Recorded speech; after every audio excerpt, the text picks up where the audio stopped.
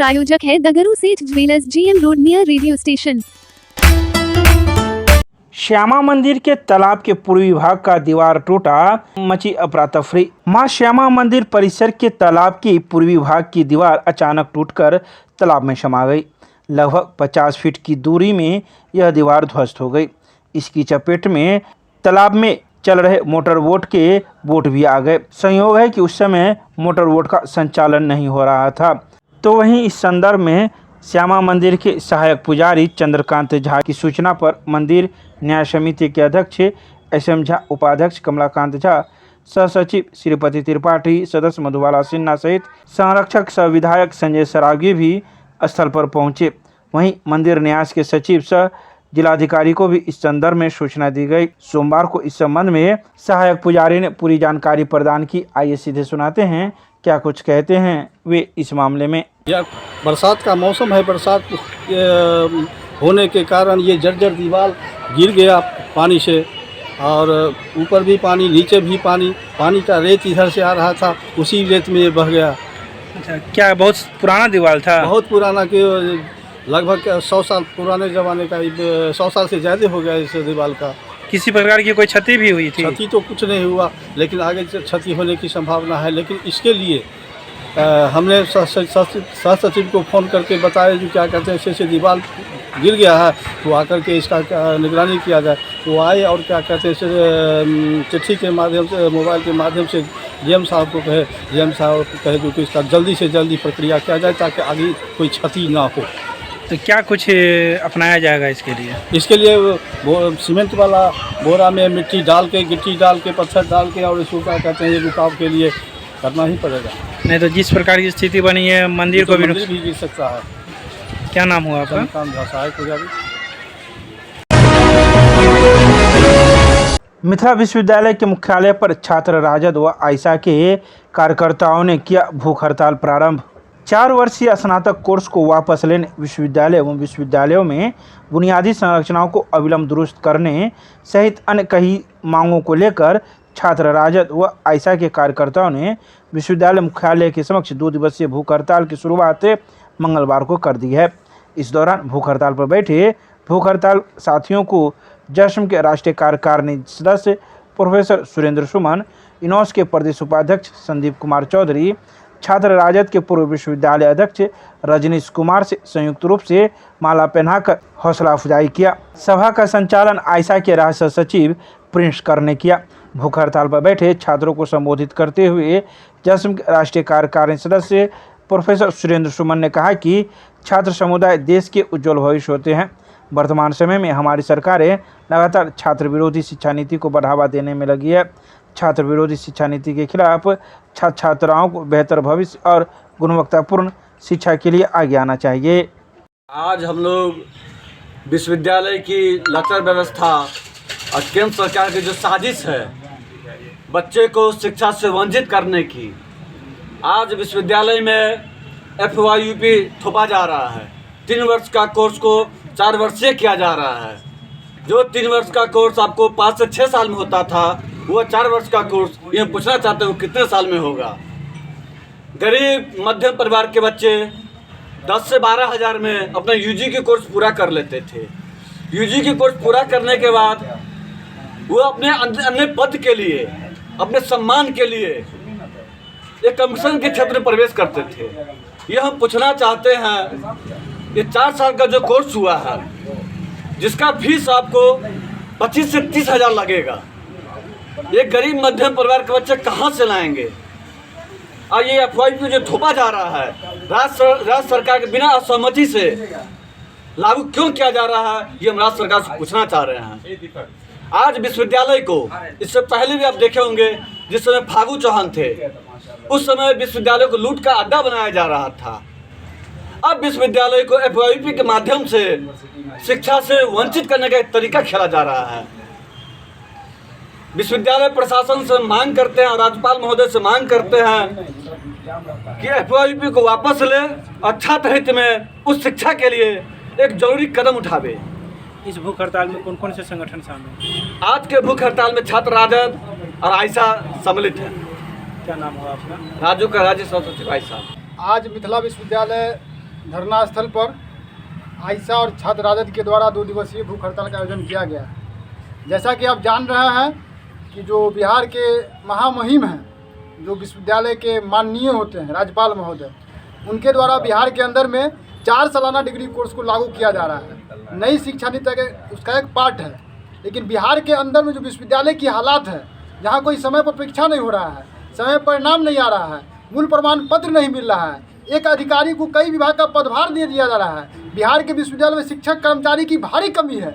और ऐसी स्थिति में बिहार के अंदर में बिना सरकार से राय लिए हुए, क्योंकि केंद्र सरकार का प्रतिनिधि राज्यपाल होता है और बिहार के जनता का प्रतिनिधि बिहार सरकार होता है, लेकिन बिना बिहार सरकार से कोई राय मशविरा लिए हुए बिहार के अंदर में FYUP को लागू किया गया है। और मिथिला विश्वविद्यालय सबसे आगे बढ़ गया है, क्योंकि कुलपति के बहुत खास लोग राज्यपाल हैं और इनका पूरा एकदम पकड़ है। इनके नेतृत्व में FYUP को आगे बढ़ाया जा रहा है और मिथिला विश्वविद्यालय के अंदर में आज से उसका नामांकन भी शुरू हो गया है। तो हम मांग करने आए हैं कि तत्काल आप नामांकन पर रोक लगाइए और बिहार के अंदर में जो सामाजिक न्याय की सरकार है, जो अपने आप को समाज की बात कर रहे हैं, हम सरकार से भी मांग कर रहे हैं कि आप जो चांसलर का पद है, जो विश्वविद्यालय का मालिक होता है, वो आप विधानसभा से प्रस्ताव पारित करके और अपने हाथ में लीजिए, शिक्षा व्यवस्था को अपने हाथ में लीजिए, तब जाके राज्यपाल का कोई कुछ नहीं चलेगा और बिहार के विश्वविद्यालय को आप चलाइएगा।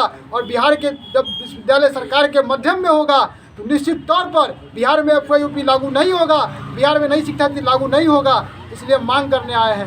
देखिए, भारतवर्ष के अंदर में दिल्ली विश्वविद्यालय में लागू किया गया था, लेकिन 2 साल के बाद जब छात्रों का आंदोलन तेज हुआ तो दिल्ली विश्वविद्यालय के अंदर उसको वापस लिया गया।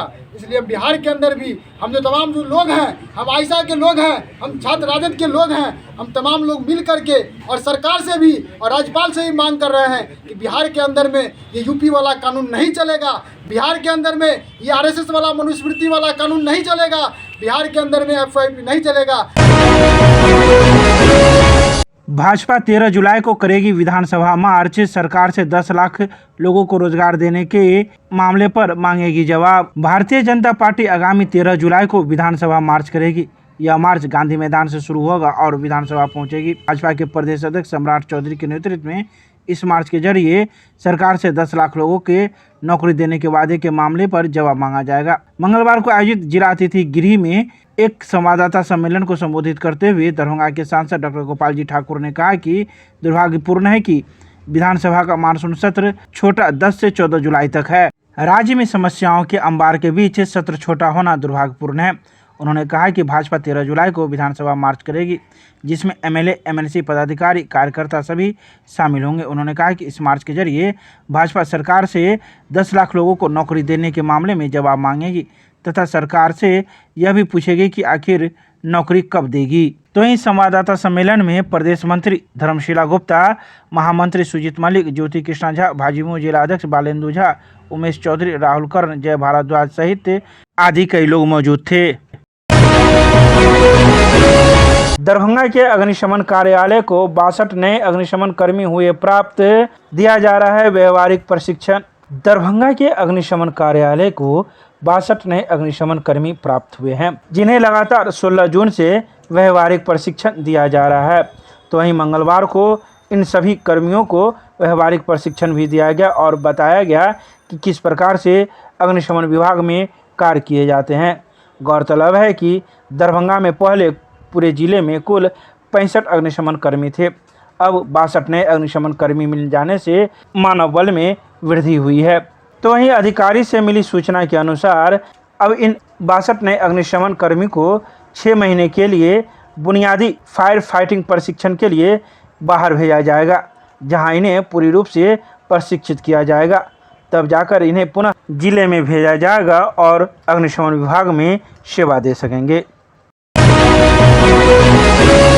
शिक्षा विभाग के द्वारा जल जीवन हरियाली दिवस का किया गया आयोजन। जिला स्कूल दरभंगा में जल जीवन हरियाली दिवस आयोजन शिक्षा विभाग के द्वारा मंगलवार को किया गया। आयोजन में जिला शिक्षा पदाधिकारी दरभंगा, जिला मिशन प्रबंधक का जल जीवन हरियाली, कार्यपालक अभियंता लघु सिंचाई, सहायक अभियंता लोक स्वास्थ्य अभियंत्रण, जिला कार्यक्रम पदाधिकारी शिक्षा विभाग, सहायक अभियंता शिक्षा विभाग, प्रधानाचार्य जिला स्कूल एवं जिला स्कूल के सभी शिक्षकगण तथा विद्यालय के विद्यार्थी उपस्थित रहे। तो वहीं इस मौके पर चर्चा का विषय सरकारी शिक्षण संस्थानों में छत वर्षा जल संचयन का निर्माण एवं युवाओं में अभियान के संबंध में जागरूकता का प्रसार रहा।